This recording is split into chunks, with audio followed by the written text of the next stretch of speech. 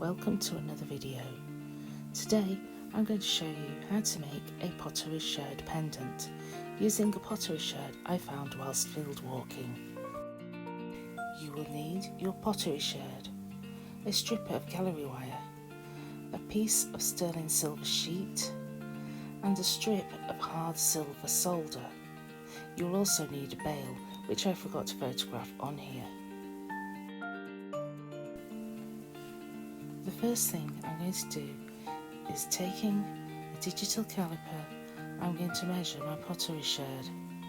I'm going to measure the length, the width and also the thickness of the piece of pottery.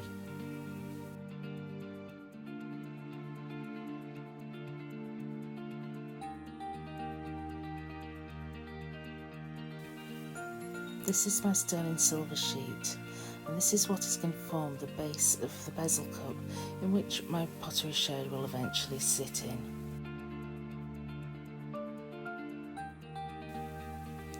I place the sherd onto the sheet of silver. This is going to give me a rough idea of how much silver I'm going to need for the base. So taking a Sharpie, I'm now going to draw around the sherd. Your piece of silver comes with a protective film, so you needn't worry about the Sharpie causing any lasting damage.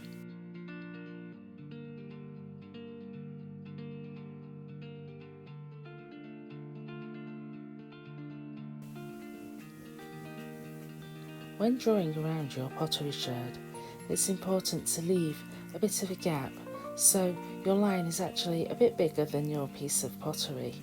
This is because you're going to need the space to attach your bezel wall. The outline that you've now drawn is going to help you with the next step, which is sawing out your shape from your silver sheet.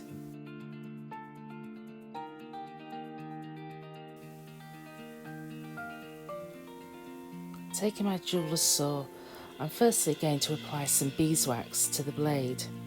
This helps make the process of sawing through the silver much easier because it helps the blade to glide through the silver and also reduces the chances of your blade breaking. So placing the saw at a 90-degree angle, I'm going to start and make cuts along the guidelines that we made in the last step. Keeping a firm and steady control of your saw means that you should have no problems sawing out your piece of silver.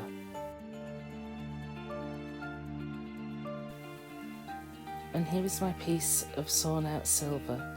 As you can see, the silver is slightly bigger than the pottery sherd. What I then like to do is take a needle file, and what I'm going to do is just lightly file around the edges. I do this as a personal preference because sometimes those edges can be a little sharp after sawing. Next, I'm going to work out how much gallery wire I'm going to need to create my bezel wall for this pottery sherd pendant. I've put a bit of blue tack on the back to keep it steady, whilst I take a strip of paper and then I put that strip of paper around the edge. As you can see, I had already marked this. I'd already measured it, but had forgotten to press record.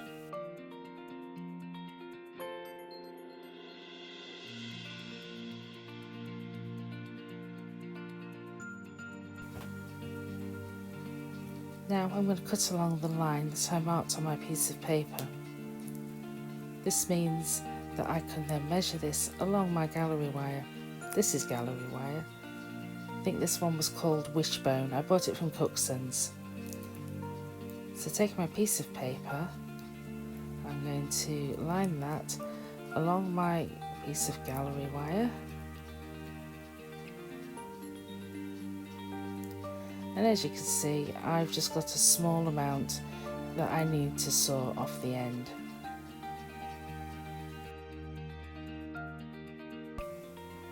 Having cut my piece to the right length, I now need to take my needle file again and then file each end until it is perfectly straight and flat.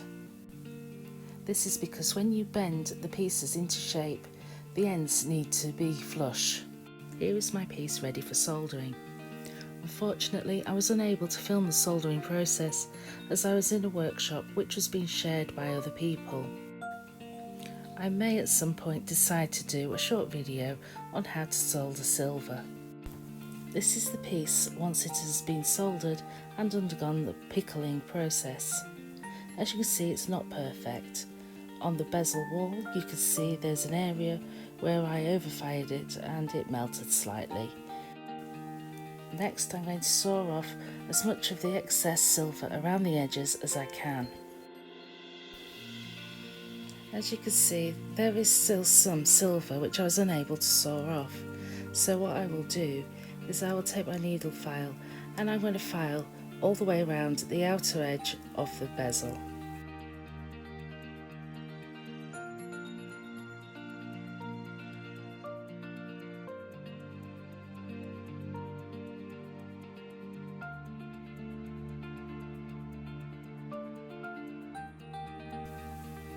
With that done, it is now time to attach a bail.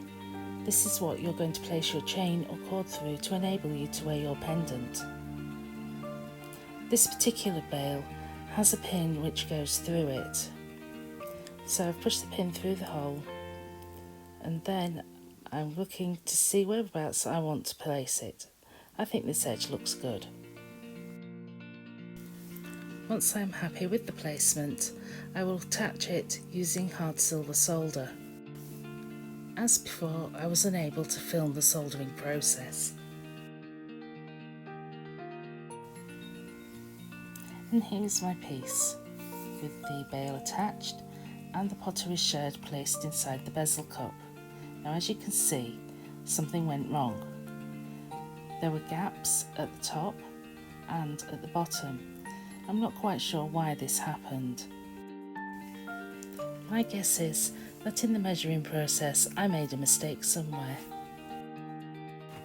Rather than scrapping the entire piece, I thought about ways that it could be saved by working with what we've already got. This is the kintsugi kit from my previous video. If you've seen that video, you'll recall I had a lot of surplus lacquer left. So what I decided to do was to mix some more of that lacquer up, place it in a syringe, this is a syringe I use for resin work, and then inject it into the gaps in my bezel cup.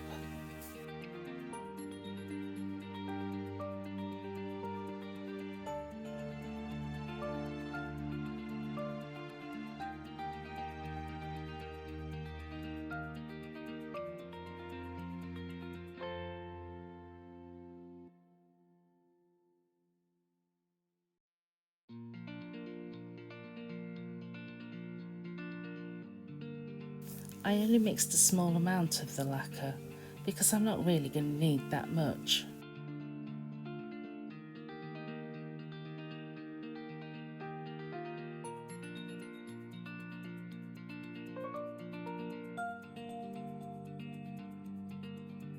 So I will gently place the needle into the gap. It's a bit difficult trying to do it to camera, and then I will just gently squeeze the plunger so that the resin goes into the bezel cup and fills those gaps.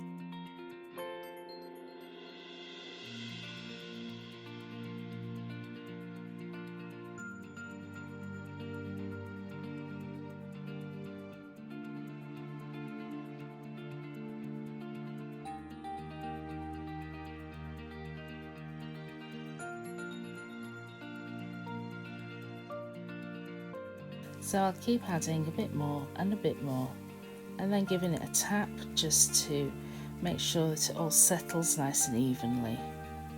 You may find that you need to keep adding a bit more as there is some slight shrinkage as the resin dries. and here it is after a couple of days of drying, just so the resin can harden fully. As you can see, there are some areas where the resin is in places that it really shouldn't be. So I'm going to use my craft knife, and then I am going to scrape away the resin in those places where I don't want it.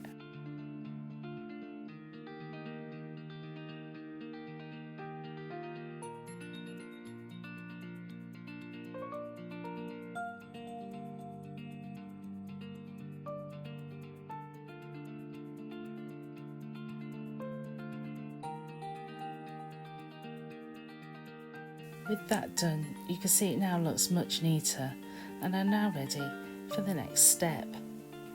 This is called a pusher tool, and I'm going to use this to just go around the outer edge of the bezel to push it in and make sure that the piece of pottery is going to be firm inside its bezel cup.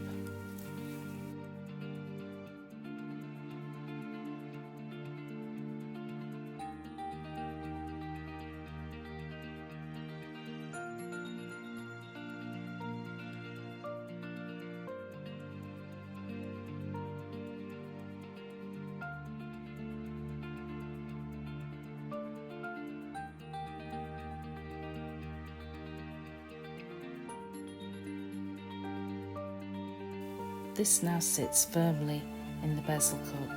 I also took the opportunity to use my pusher to straighten some of the prongs on the gallery wire.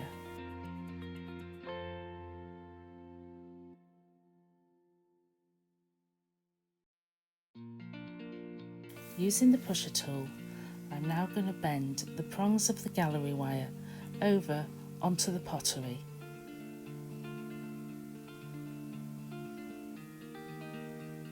I start at the corners and just gently push the prongs over.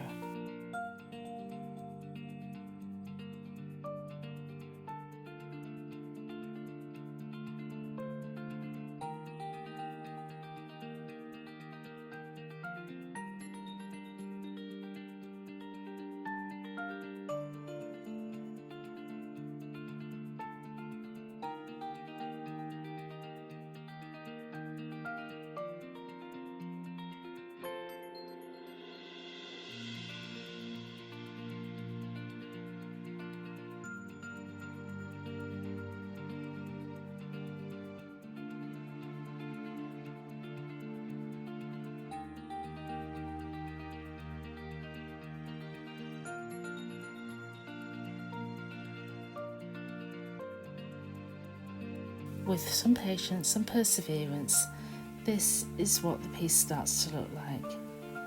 The pottery sherd is now firmly set inside the bezel cup. However, it's still not quite finished. There's one more step to go. This is called a burnishing spoon. As you can see, it's shiny and has a curved edge. Taking my pendant, I'm going to rub that shiny curved edge along the edges of my pendant.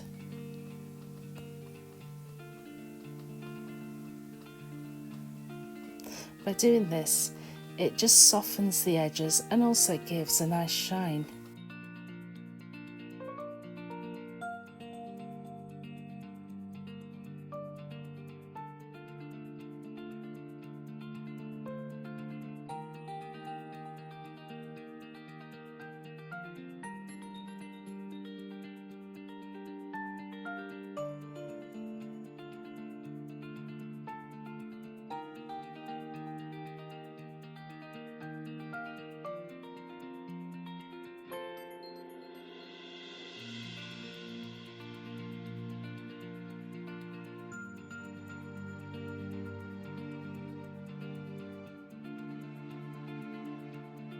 And here you have a finished, what is now a kintsugi pottery sherd pendant.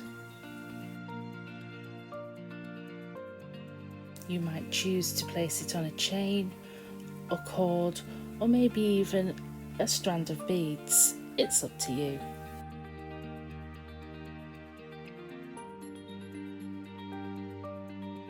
I hope you've enjoyed watching this video demonstrating how a broken piece of pottery found in a field can be turned into a beautiful piece of jewellery. Until next time, goodbye.